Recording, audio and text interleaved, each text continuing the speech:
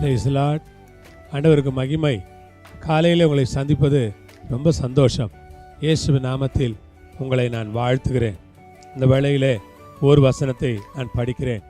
கலாத்தியர் 5ஆம் அதிகாரம் 6வது வசனம். கிறிஸ்து இயேசுவினிடத்தில் விருத்த சேதனமும் விருத்த சேதனம் இல்லாமையும் ஒன்றுக்கும் உதவாது. அன்பினால் கிரியை செய்கிற விசுவாசமே உதவும். ஆண்டவருக்கு ஸ்தோத்திரம். கிறிஸ்து இயேசுவினிடத்தில் விருத்த சேதனமும் விருத்த சேதனம் இல்லாமையும் ஒன்றுக்கும் உதவாது. அன்பினால் கிரியை செய்கிற விசுவாசமே உதவும். கர்த்தருக்கு ஸ்தோத்திரம். கிறிஸ்து இயேசுவினிடத்தில் விருத்த சேதனமும் விருத்த சேதனம் இல்லாமையும் ஒன்றுக்கும் உதவாது. பழைய ஏற்பாட்டில் விருத்த சேதனம் இல்லைன்னா அவன் யூதனே கிடையாது. விருத்த சேதனம் பண்ணலன்னா அவன் இஸ்ரவேலனே கிடையாது. விருத்த சேதனம் பண்ணலன்னா அவன் ஆபிரகாமின் சந்ததியே கிடையாது. அவன் விருத்த சேதனம் பண்ணலன்னா அவனுக்கு தேவனுடைய உடன்படிக்கையில் பங்கே கிடையாது. அதனால கட்டாயமா பழைய ஏற்பாட்டில் பிறந்த அத்தனை பேரும் ஆண் பிள்ளைகள் எல்லாம் விருத்த சேதனம் பண்ணணும். அவங்க கட்டாயமா விருத்த சேதனம் பண்ணுவாங்க. அப்பதான் அவங்க தேவனுடைய பிள்ளைகளா மாறுவாங்க. ஆனா புதிய ஏற்பாட்டுக்கு வரும்போது விருத்த சேதனமும் விருத்த சேதனம் இல்லாமையும் ஒன்றும் இல்லை. அதனுடைய அர்த்தம் என்னன்னா, விருத்த சேதனம் பண்ணவங்களும் விருத்த சேதனம் பண்ணாதவங்களுக்கும் எந்த வித்தியாசமும் இல்லை. ஆமென். விருத்த சேதனம் பண்ணவங்களுக்கும் விருத்த சேதனம் பண்ணாதவங்களுக்கும் எந்த விதமான வித்தியாசங்களும் இல்லை. கர்த்தருக்கு மகிமை உண்டாவதாக. விருத்த சேதனம் பண்ணாதவங்க அவங்க இயேசுவை ஏற்றுக்கொண்டாங்கன்னா அவங்க ஆபிரகாமின் சந்ததியா? ஆமா. விருத்த சேதனம் பண்ணாதவங்க இயேசுவை இரட்சகரா தொழுது கொண்டாங்கன்னா ஆபிரகாமின் சந்ததியா? ஆம், அவர்கள் ஆபிரகாமின் சந்ததி. விருத்த சேதனம் பண்ணாதவங்க இயேசுவை ஏற்றுக்கொண்டாங்கன்னா ஆபிரகாமின் சந்ததியா? ஆம், அவர்கள் ஆபிரகாமின் சந்ததியே. ஆண்டவருக்கு ஸ்தோத்திரம். அதனால ரெண்டுமே வித்தியாசம் இல்லாம போயிருச்சு. இத பழைய ஏற்பாட்டில் அதுதான் ரொம்ப பெருசா பேசுனாங்க.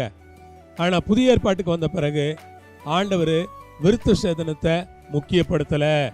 இருதயத்துல விருத்த சேதனம் இருந்தா போதும், ரட்சிக்கப்பட்டிருந்தா போதும், இயேசுவை விசுவாசித்தா போதும், இயேசுவை ஏற்றுக்கொண்டா போதும், அவரை ஆவியோட உண்மையோட தொழுது கொண்டா போதும், அவருக்காக சாட்சியா வாழ்ந்தா போதும், அவர் நாமத்தை அறிக்கையிட்டு ரட்சிக்கப்பட்டு ஞான ஸ்நானம் பெற்று ஆவியின் அபிஷேகத்தை பெற்று வாழ்ந்தா போதும்னு ஆண்டவர் ஒரு புதிய பிரமாணத்தை கொடுத்தார்.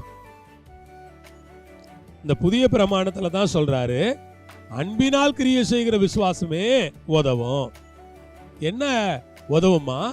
அன்பினால் கிரியை செய்கிற விசுவாசம். ஆண்டவருக்கு ஸ்தோத்திரம். அன்பினாலே கிரியை செய்கிற விசுவாசம். அன்பு, கிரிய, விசுவாசம், இந்த மூணையும் சொல்றார்.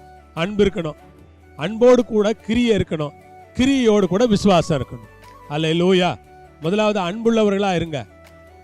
தேவன் மேல அன்பா இருங்க, அயலகத்தார் மேல அன்பா இருங்க, குடும்பத்தார் மேல அன்பா இருங்க. அன்போடு கூட அன்பின் கிரியைகளை நடப்பீங்க. அன்பின் கிரியை. ஒருத்தட்ட அன்பா இருக்கிறீங்க, என்ன கிரியை செய்வீங்க? அவர்களுக்கு கொடுப்பீங்க, அவர்களை விசாரிப்பீங்க, அவர்களோட பேசுவீங்க. ஏன்னா நீங்க அவங்கள்ட்ட அன்பா இருக்கிறீங்க. அதுதான் அன்பின் கிரியை. அன்பினால் கிரியை செய்கிற இப்ப கிரியையோட விசுவாசம் சேரணும். விசுவாசம் கிரியை செஞ்சா மட்டும் போதாது, விசுவாசத்தின் கிரியைகளா இருக்கணும். அது அன்பின் கிரியைகளாகவும் இருக்கணும், விசுவாசத்தின் கிரியைகளாகவும் இருக்கணும். விசுவாசத்தோட ஆண்டவருக்கு என்று கிரியை செய்கிற மக்களாய் நீங்கள் இருக்க உங்களை உற்சாகப்படுத்துகிறேன். விசுவாசத்திலே கிரியை செய்யுங்கள். விசுவாச கிரியைகள், விசுவாசமுள்ள வாழ்க்கை, விசுவாசமாக பேசுவது, விசுவாசமாக நடப்பது, விசுவாசமாக இருப்பது, விசுவாசத்தினாலே மேற்கொள்வது, விசுவாசம் எல்லாவற்றுக்கும் போதுமானது என்று சொல்வது, விசுவாசத்தை புரிந்து கொள்வது, இதுவே உதவும். அன்பு, கிரிய, விசுவாசம், இதுதான் நமக்கு உதவுமே தவிர விருத்த சேதனம் உதவாது. அதனால அவர் சொல்றாரு, ஒன்றுக்கும் உதவாது. அந்த விருத்த சேதனம் ஒண்ணுக்கும் உதவாது. ஆனா அன்பு, கிரிய, விசுவாசம் இது உதவும் உங்களுக்கு என்று சொல்லுகிறார். கர்த்தர் தாமே உங்கள் யாவரையும் ஆசீர்வதிப்பாராக. நீங்கள் இதை புரிந்து கொண்டீர்களா? ஜெபம் பண்ணுவோமா? பிதாவே, இந்த அருமையான வேலைக்காய் ஸ்தோத்திரம். பிள்ளைகளை ஆசீர்வதிங்க, பலப்படுத்துங்க, உதவி செய்யுங்க, இரத்தத்தில் மறைத்து கொள்ளுங்க, கிருபை உள்ளவராக இருந்து தயவா வழி நடத்துங்க. ஆமென், ஆமென். அல்லேலூயா. ஆண்டவருக்கு ஸ்தோத்திரம். ஆமென்.